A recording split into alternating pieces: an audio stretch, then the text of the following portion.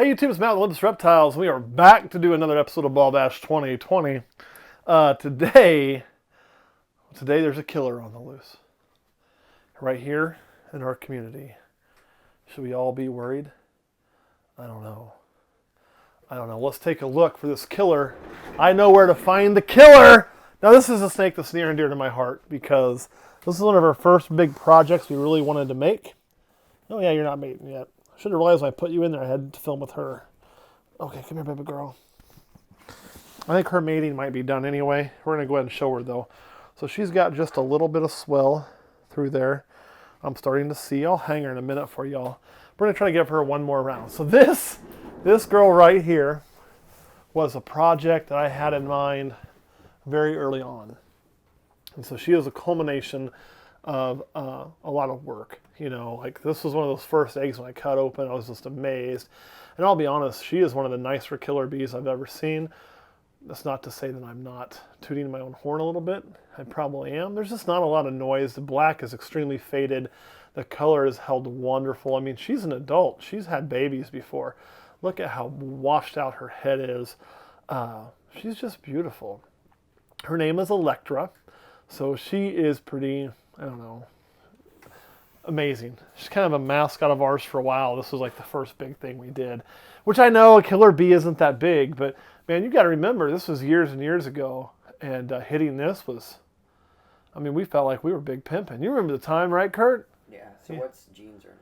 So what genes are in this is it's a 3-gene snake. It is a homozygous pastel, so super pastel, right? And also spider. So pastel, spider is what makes it.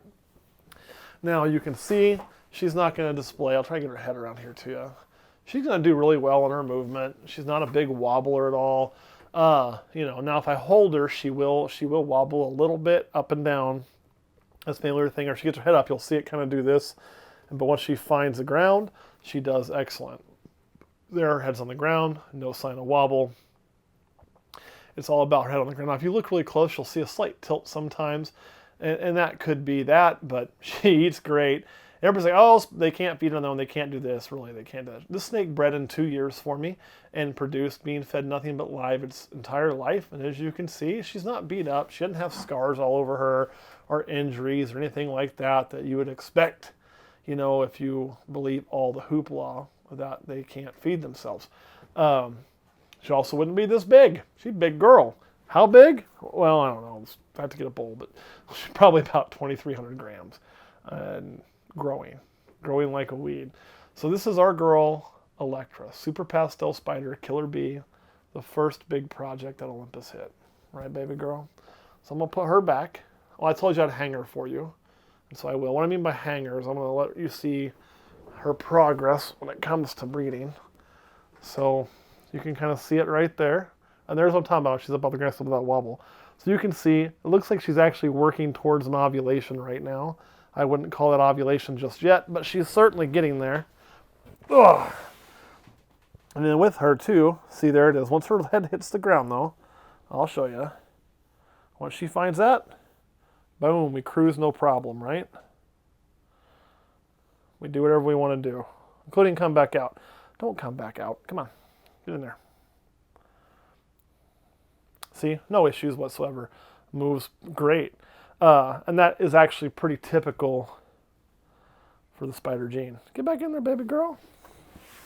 Okay, next up, though, is also no slouch. This is an iconic snake. It's one that everybody knows. Everybody knows how these look. Everybody knows about them. This is a snake that a lot of people spend a lot of time, including myself, lusting for. This is one of those snakes that you got to have in your collection. If you don't have it, if you don't have it, your collection ain't complete. Don't call it a collection without one of these, okay? I'm not saying you really can't, but this is certainly a cornerstone.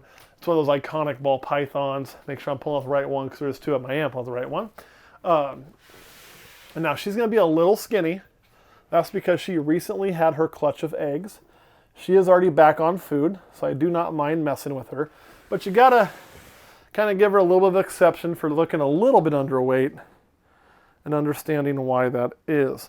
So what this is this is a bell, okay? So she is a super, whoa, where are you going, baby girl? She is a super lesser belle. Now, super lesser belles can suffer from big eyes. Her eyes are pretty darn good, though. They always look a little bit bigger because it's a white background. Where are you going? There's nowhere to run. Come on. You are not going to be very chill today, are you?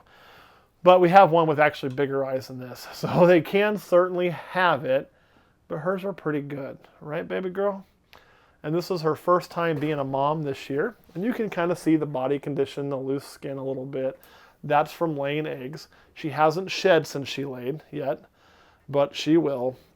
Now, when you do super lesser, you're going to get one of the whitest bells you can possibly get. It is my favorite version of doing a bell just because of how white they come out. The eyes being a little large is not going to affect them. It's not going to hurt them.